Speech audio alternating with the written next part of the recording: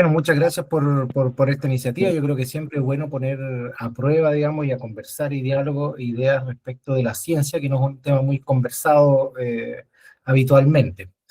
Bueno, yo antes de comenzar tengo que confesarle que yo no soy un académico, digamos, no soy un investigador, tampoco soy un divulgador científico como todos ustedes, pero soy lo que ustedes llamarían un practitioner, es decir, prácticamente un burócrata, pero con alguna esperanza y sueños de que las cosas pueden ser mejores. Digamos, llevo algo así como 10 años trabajando en el sistema de educación superior, ciencia y tecnología, primero en el mundo público y ahora en la Universidad Católica en Gestión e Investigación. Y yo diría que de todas estas posiciones he escuchado una serie de frases asociadas, por ejemplo, no podemos seguir con esta lógica del publicar o perecer en los investigadores, no puede ser que tengamos este gasto tan bajo en I+D, pretendamos ser desarrollados, y tampoco podemos seguir tolerando esta burocracia que nos aplasta, digamos, y no nos permite, digamos, dedicarnos a la ciencia. Digamos. Esto es insostenible, muchas veces, digamos, en discursos políticos, institucionales, de todo. Pero si nosotros vamos a hacernos la pregunta, digamos, ¿qué significa la sostenibilidad en la ciencia, digamos? Y le preguntamos a Google o ChatGPT, a donde nos quieran, el tipo de respuestas que vamos a tener va a estar asociado más bien a qué es la ciencia de la sostenibilidad, digamos, o la ciencia para la sostenibilidad, digamos, cómo la podemos utilizar para poder intervenir en sistemas complejos, digamos, que podrían decaer en ciertas condiciones. Digamos. Casi no hay menciones a la sostenibilidad de la ciencia, tampoco hay, y mucho menos, digamos, menciones a la sostenibilidad social de la ciencia, porque no me interesa tanto la sostenibilidad económica, sino que la sostenibilidad como una institución social. Lo que sí vamos a encontrar, digamos, permanentemente no de manera sistemática, sino que más bien en evidencia fragmentada, algunos discursos o rants en redes sociales exaltados, anécdotas que todos hemos escuchado, digamos, esta idea de que la academia está en crisis, ¿ya? O en inglés, academia is broken. ¿Ya? Ahí nos podríamos preguntar si tiene que ver con si está corrupta, digamos, pero al menos está en algún tipo de crisis. Entonces, lo que yo traté de hacer es una pequeña análisis de cuáles serían las fuentes de tensión de la ciencia. Entonces las clasifiqué en cuatro grandes como movimientos. ¿No? Dentro de ellos hay muchas tendencias, pero cuatro grandes movimientos. La primera es que la aceleración explosiva de la producción científica está afectando definitivamente la calidad y la equidad en la producción. No necesariamente estamos teniendo mejor ciencia cuando tenemos más. La segunda es que el sistema de incentivos, el cual estamos basando esta aceleración de la producción, está moldeando las trayectorias académicas, especialmente de los investigadores jóvenes que entran a competir, digamos, muchas veces en condiciones muy complicadas. Cómo todas estas situaciones han generado daño en la confianza pública de la ciencia y particularmente dos tipos grandes de malas prácticas científicas que han generado digamos, revuelo social y a nivel más conceptual, digamos, la irrupción de dos grandes tendencias. Primero, el impacto de la inteligencia artificial en todas las etapas de la investigación y recobrar la noción, digamos, que la ciencia no es solamente política, sino también geopolítica. Entonces, son cuatro como grandes fuentes de movimientos no exhaustivos que yo quisiera discutir y conversar, digamos. A la primera le he llamado, digamos, cuando más significa menos, digamos. Existe algo así como yo no voy a decir sobreproducción de papers científicos, pero imagínense que hoy producimos más de 5 millones de artículos revisados por pares al año, digamos, y esa no es toda la comunicación científica que existe, digamos. Estamos hablando de 10 por minutos, uno cada 5 segundos, digamos, y eso ha llevado a algunos a hablar de infoxicación científica. Digamos, estamos completamente saturados de información y es muy difícil saber cuál es la información que es útil, digamos, y menos verdadera, digamos. Y esta aceleración explosiva surge de esta interacción entre tres actores, digamos, estos modelos simplificados. Los investigadores investigan, generan fondos, escriben artículos y, muy importantemente, revisan los trabajos de los colegas. Las editoriales, los publishers, gestionan un proceso de revisión por pares, cobran o suscripciones o Open Access o Article Processing Charge, los clásicos APC, y luego los financiadores, en su mayoría universidades que están utilizando recursos públicos para esto, contratan y promueven investigadores, digamos, generando carreras de investigadores, tratando de impactar su posición en los rankings, obtener más financiamiento público, generalmente mejorar sus efectos reputacionales, institucionales y, por supuesto, económicos, digamos. Entonces, ahí parece que el concepto de calidad de la investigación, lo que consideramos buena investigación, ha sido de alguna manera extraído, digamos, algunos han dicho incluso secuestrado de las propias universidades. Pero este crecimiento exponencial, y esto es muy importante, en el último tiempo ha ido más allá del número de doctores disponibles en la ciencia. Por lo tanto, la tasa de productividad por artículo se ha disparado a niveles no conocidos hasta el momento. Pero eso, bueno, ha venido acompañado con esta noción de que la ciencia se está volviendo menos disruptiva, menos innovadora, todavía no sabemos por qué, y probablemente tenga que ver algo que ver con los artículos científicos como dispositivos de comunicación, digamos, dispositivos epistémicos, digamos, y todo este sistema que hemos construido en torno a él. Entonces, ¿qué es lo que tenemos, digamos? Así como con la comida, estamos pasando de una investigación, así como pasamos a comida rápida, estamos avanzando hacia un fenómeno que podríamos llamar investigación rápida, con incentivos que son súper manipulables, digamos, son gameable. En inglés, digamos, uno puede hacer una serie de prácticas como el p-hacking para que te acepten una publicación, citarte mutuamente, incorporar autores que no hayan tenido una contribución sustantiva en el paper, abusos de poder, digamos, de todo tipo, incluyendo no reconocimiento de autoría del trabajo de los estudiantes de doctorado, por ejemplo, etcétera, etcétera, digamos. Estos incentivos distorsionan el sistema, digamos, desalientan el pensamiento más innovador, más fuera de la caja, evidentemente perjudican a las mujeres en la ciencia, porque esto tiene que ver con un P-Q, digamos, si tienes menos años para poder producir ese Q, digamos, sería muy difícil, digamos, que las carreras de ciertas mujeres que se toman, por ejemplo, un periodo completamente legítimo de maternidad puedan competir en esta situación, yo diría, hipercompetitiva. Y bueno, la crisis de la reproducibilidad también está aquí, digamos. Entonces tenemos más publicaciones, señales muy débiles de calidad y un conocimiento más frágil. Ya vamos a ver por qué, en qué sentido se entiende como frágil. Y además estamos metidos en un sistema en que pagamos mucho por la ciencia. Esto es una industria de más de 10 mil millones de dólares al año, o 10 billions al año, en que hemos ido reemplazando el costo por suscripción al costo por APC. Entonces, no le cobramos a las instituciones, sino que le cobramos a los investigadores que quieren postular. Y esto podemos llegar, no sé, al promedio ronda entre los 3.000, 4.000 euros, pero hay algunas que están en 10.000 euros, digamos. Nature, estamos hablando de 12.000 euros por artículo publicado. Y 12.000 euros de repente supera los fondos de investigación que tienen muchos investigadores, digamos, alrededor del mundo. Entonces esto ha generado que las universidades, investigadores, ciertas áreas del conocimiento y particularmente países enteros del sur global estén quedando fuera de este sistema.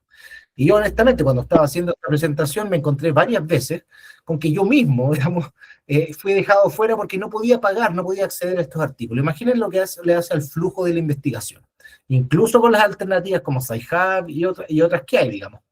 Pero estamos hablando que existe una barrera de entrada ahora que antes era para las instituciones, ahora es para los investigadores directamente.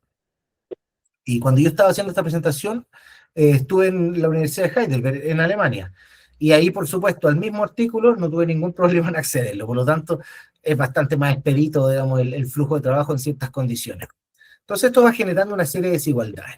Y esto se va a poner grave, porque el año pasado, digamos, a fines del año pasado, se presentó el primer class action de una profesora de UCLA contra los grandes publishers, acusándolos que están imponiendo unilateralmente condiciones que distorsionan el mercado, digamos.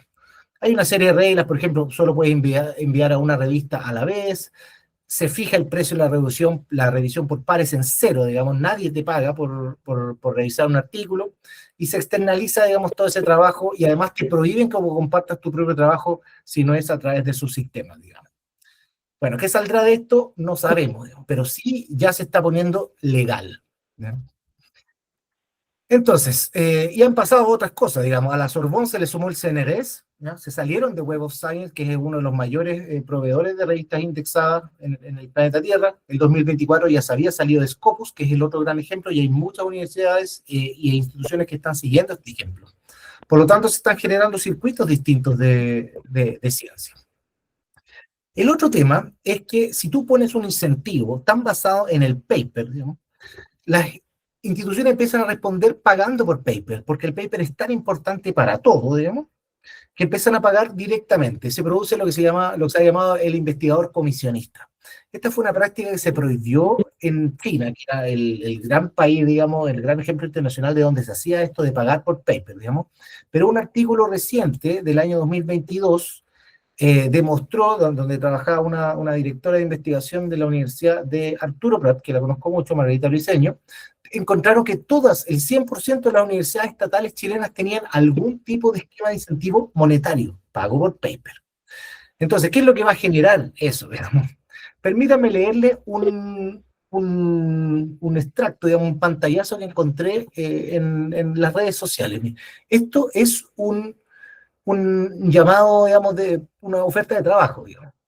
La función principal del cargo es desarrollar y publicar investigaciones durante el año. La figura del cargo es investigador externo. Las funciones se desarrollan vía remota, pudiendo postular también personas que estén fuera de Chile. O sea, no te dan ni oficina, ni les interesa que hagas clases, ni que te vincules con compañeros, colegas, digamos, investigadores. Pero te piden que tengas al menos 8 publicaciones al año en WOSI Scopus. Y el grado de doctor se valora. Y esas áreas que ustedes ven ahí al final de la diapositiva es infinito hacia abajo. O sea, da exactamente lo mismo, digamos. Si esto, digamos, contribuye a formar equipos sostenibles, fortalecer las capacidades, eh, no sé, digamos, díganme ustedes. Entonces, ¿qué es lo que está pasando? Digamos, estos investigadores, especialmente los jóvenes, recién doctorados, postdoctorados, que están recién iniciando la carrera académica, son arrojados a esta situación competitiva, empiezan a generar eh, estrategias de adaptación, digamos, y los problemas de salud mental están ahí, digamos. Un estudio bastante importante en 2018, que probablemente la siguiente ola de este estudio va a mostrar que es más intenso, digamos, encontraron niveles de ansiedad y depresión 6 veces mayores en los investigadores jóvenes que en la población general. Entonces, esta hipercompetitividad deja a muchos investigadores jóvenes con años, décadas de contratos de corto plazo, trabajos mal remunerados, siempre intentando conseguir más financiamiento y publicar artículos, porque esos son los dos grandes indicadores que te va a permitir ingresar a la carrera académica. El tenure track, digamos, el contrato indefinido, digamos, bastante difícil lograr en la académica, y ahí el pacto meritocrático académico tiende a romperse. La otra cosa es que la investigación fraudulenta de los llamados paper mills, estos molinos de papers que publican cualquier cosa, o incluso revistas predatorias, digamos, que simulan un proceso de revisión de pares cuando no lo tienen, crece más rápido que la investigación legítima. Y es muy difícil distinguirla. Estoy seguro que muchos de ustedes han recibido ese correo electrónico medio sospechoso, invitarnos a publicar en este número especial en una revista de no sé dónde. Bueno, ese fenómeno crece más rápido que la investigación legítima, y antes estaba concentrado en India y China, y ahora lo tenemos en Europa y en América Latina, digamos. Hemos tenido además, por fabricación de datos y otro tipo de situaciones fraudulentas, más de 10.000 retracciones de papers, un récord en el año 2023 que afectó hasta premios Nobel. No solamente eso, decanos, rectores, vicerrectores de investigación, o sea, realmente el nivel, muchos tuvieron que renunciar, digamos. Además, a nivel general, ha habido una declinación, una caída en la confianza en la ciencia. No es tan marcado, digamos, en Europa y en América Latina, pero en Estados Unidos es muy evidente y está muy mediada políticamente. Pero aunque ambos lados, digamos, del espectro político reducen su confianza en la ciencia, evidentemente esto está muy asociado a perspectivas más conservadoras, digamos, y perspectivas más conservadoras con más desconfianza en la ciencia correlacionan muy bien con desconfianza también en la preferencia de la democracia como sistema de gobierno. Así que podríamos levantar también la pregunta de la relación entre ciencia y democracia.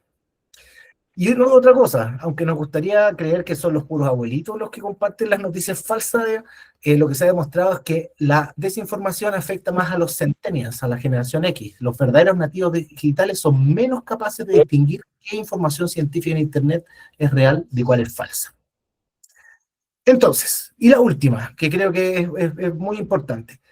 La inteligencia artificial ya colonizó todas las etapas de la investigación. Y yo solamente quiero destacar una, porque tengo una presentación solo sobre inteligencia artificial e investigación, pero uno de los fenómenos que está ocurriendo es que la inteligencia artificial entró al peer review, no solamente a la producción. Entonces, estamos en una situación en que se han demostrado de repente, de hecho, hace poco, el mes pasado, en Nature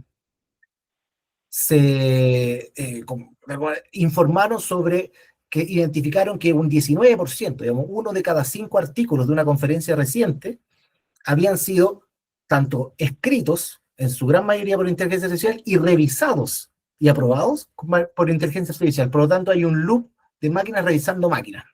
Démosle una vuelta a eso y quizás más tarde podríamos llegar. Entonces, y la otra es que la ciencia se está poniendo geopolítica, ¿ya? Se nos olvidó de alguna manera que estos últimas 2 décadas de relativa calma antes del 2022, digamos, eh, de que las condiciones de colaboración científica estaban geopolíticamente mediadas, y ahora sí lo tuvimos con Ucrania, digamos, y este es un recordatorio muy fuerte. Entonces hay que repensar la idea de diplomacia científica y cómo hacerla más efectiva. Finalmente, para terminar, porque tengo otra idea, hay algo así como una esperanza. La esperanza es el movimiento de ciencia abierta. El movimiento de ciencia abierta parece tener un diagnóstico colectivo, tener un diagnóstico coherente, tener propuestas, pero sigue siendo un movimiento social y político, es una forma de activismo académico, opera en el área de los practitioners, quizás también en el área de los divulgadores, pero no opera necesariamente en el área de los académicos. No es ni un campo de investigación consolidado, ni un cuerpo de conocimiento que genere consenso entre la comunidad académica. Así que yo creo que quisiera terminar acá, porque las otras diapositivas dan la solución que yo creo a esto, digamos, pero prefiero escucharlo, digamos, respecto de este pequeño diagnóstico que tengo acá, digamos. A ver si efectivamente la ciencia abierta puede ser la esperanza para dotar de sostenibilidad social a la ciencia.